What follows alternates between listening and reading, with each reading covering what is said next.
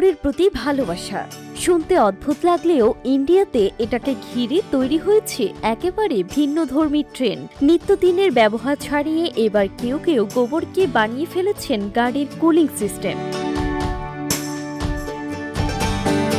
গুজরাট থেকে শুরু করে পশ্চিমবঙ্গ বিভিন্ন জায়গায় কিছু মানুষ নিজেদের গাড়ির বডিতে গোবরের প্রলেপ দিচ্ছেন। তাদের যুক্তি, তীব্র রোদে গাড়ির ধাতব গায়ে দ্রুত তাপ জমে গেলেও গোবরের এই স্তর সেই তাপ ভেতরে ঢুকতে বাধা দেয়, ফলে গাড়ির ভেতর তুলনামূলক ঠান্ডা থাকে।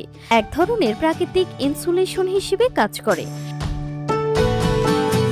এখানে আসলে বিজ্ঞানটা একেবারে উড়িয়ে দেওয়ার মতো না। শুকনো গোবরের ভেতরে ফাঁপা গঠন থাকে যা তাপ পরিবহন ধীর করে।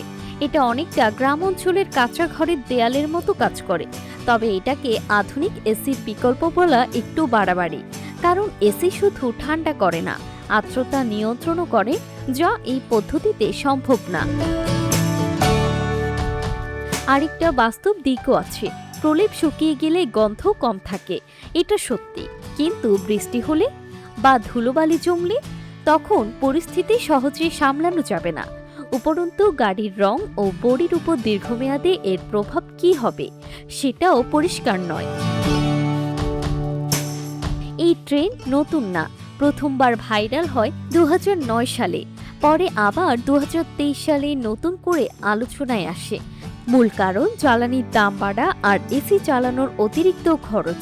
সব মিলিয়ে এটা এক ধরনের পরীক্ষামূলক বা লোকজ সমাধান। কিছুটা কাজ করলেও এটাকে আধুনিক প্রযুক্তির বিকল্প ভাবা ঠিক হবে না, বরং এটা দেখায় মানুষ খরচ বাঁচাতে আর গরম থেকে বাঁচতে কত রকম পথই না খুঁজে বের করে। Desk report, timeline.